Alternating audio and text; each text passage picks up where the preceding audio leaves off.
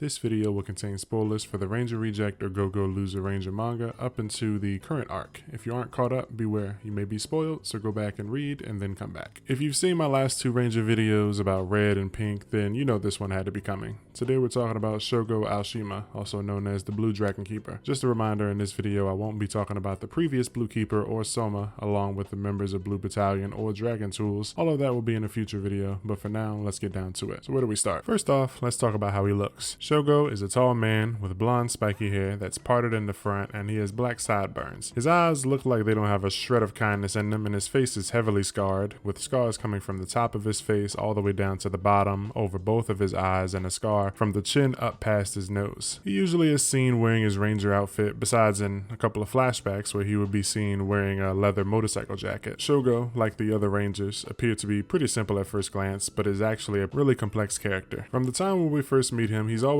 serious and usually silent. When D steals Red's dragon tool, he disposes of D, but after realizing that D may have survived, he tasks one of his subordinates with finding D because he doesn't want to hear the backlash from failing to kill him in the first place. When they hold their banquet and Red tells everyone that he lost his dragon tool, Blue Keeper snaps on Suzukiri, calling her out of her name and being very rude with her, but he's reined back in by his junior first class, Aizome, who seems to be his soft other half. Shogo can be a rude, arrogant asshole at times, but he's also misunderstood. There is a good side to him. In his past, Shogo went through a lot. He was an orphan and was taken in by the previous Blue Keeper at the time, and due to not having a family, he grew up cold and felt like anything he wanted or needed had to be taken with his own hands. And because of this, him and his gang of friends would do odd jobs like robbing trucks to steal whatever they were transporting and exchange it for money. One day his gang gets a job from a man named Kamiya, and when things go well with the robbery, his friends are all excited about Kamiya's information being right, but Shogo's intuition tells him to try and warn the guys not to trust Kamiya so soon, but before he can, that's when Sosei appears to stop their robbery. Shogo initially shrugs him off, thinking he's just a guy in a costume playing superhero, but finds out that this Red Keeper is the real deal, and after Red beats them up, he compliments Shogo on being sturdy and saying the world will be a much better place with someone like him in the Rangers, but Shogo thinks that a world in chaos is better for him since he can do his crime and make his cash while the rest of the world is focused on the invader threat. Shogo and his gang manage to escape with some of the stolen items, and we see that while everyone else celebrates getting paid, he prefers to stay to himself, playing single-player games on his phone like Tetris. Everyone wonders why he doesn't party and goof off like the rest of the guys, and we see that Shogo returns to the orphanage he was raised in to give money to keep the lights on. Turns out the money he makes doing these crimes is being used for a good cause and not used selfishly for stupid things he doesn't need, and since it's not being funded by Ranger money, Aoshima doesn't pry when it comes to receiving these donations. Shogo says he would have to suit up too if he were to ever find out the truth about where that money came from. It turns out the same orphanage that Shogo was brought up also happens to be the one that Tokita, Hibiki, and Sasera all grew up in, but they were all much younger than him, and he was already an adult when they were brought in, and he believes with the life he's lived and the paths he's taken that he doesn't deserve happiness and will die a dog's death in the end. Shogo, while being a bit of a hard ass, like I said, does have a soft spot for his friends and people he considers allies though. When he realizes he and his gang are being placed under arrest for robbery, he tries to take the blame for everything, and when his friends are framed for other more serious crimes, he realizes that his intuition was right before about Kamiya, who said that he had their alibis covered. When Shogo chases down Kamiya, he finds out that Kamiya was actually an invader executive in disguise. He's attacked, but not killed. It's not certain what happened after the attack, but his face was heavily scarred up, and he was brought back to a safe place by Sosei, who was believed to have saved his life here, patched him up, and after a little bit of taunting him, he continues to try and push Shogo to become a ranger. Shogo, of course, continues to reject this offer until finding out that Aoshima got hurt and can't continue being the Blue Keeper anyway, and that if he accepts his offer, it will give him the power to defeat the executive Andrega and get revenge for his boys as well as avoiding jail. After he does finally agree to become the Blue Keeper, he finds out that there is a surgery required and that there is a 50% chance of it killing you, but that Red Keeper had already had it done to him, so at this point there's no turning back. Initially, he doesn't care about or respect any of the other members of Blue Battalion, including Soma, who was next in line to be the Blue Keeper, and when facing Andrega again, he doesn't want to listen to anything anyone else has to say. His whole purpose in life has become to kill Andrega and get his revenge, but Soma stops him, saying he has a plan which requires Shogo to send an attack towards Soma, which would hit Andrega, preventing their reflecting ability from working. When this plan works, everyone praises Shogo for taking down an executive, but now that the plan worked and after seeing Shoma had the balls to put himself in danger, he respects him more and has him take credit for the kill. Nowadays, he's changed a little bit. Shogo cares a lot about his guys. Even though he's rude, you can see that Blue Battalion really looks up to him. In the current time, the executive Peltrola has made its way into the Balong exam and has killed several members of of the Blue Battalion, although they were unnamed, and he severely hurt Izome. We can see when he arrives that he's pissed about his juniors being hurt, and Izome gives him the permission to speak. We see in another flashback that because of how aggressive and rude he can be, Izome recommended that he didn't speak in public spaces because it would scare children off and give them the wrong vibe or wrong idea. So throughout the manga, before this point, he doesn't really say much. His silent and serious mood changes a bit though when she tells him it's okay to speak, and now all hell breaks loose as he busts his way through the exam grounds hunting invaders. When it's time to get serious in the fight, Shogo doesn't hold back. He completely overwhelms X's and throws her into the back of a truck, stabbing rods into her body over and over, torturing her to get information on the whereabouts of the executive. And when D steps in, pretending to be helping his friend Koguma, Shogo tries to shoo him away and get him to understand that his friend is an invader, but Shogo doesn't know that he's being manipulated here. Since D wouldn't stop, he resolves himself to the fact that he's gonna have to kill Pink's brother so that he can get what he wants from X's since D is in the way. And eventually X's does crack and takes them to Peltrola, but that's not until after Shippo also steps in, blocking an attack that would have gravely injured D and launching a boulder at Shogo. Shogo reveals his Divine Tool's ability to use multiple abilities, which are within each cartridge inserted into his spear, and he speaks on each person that uses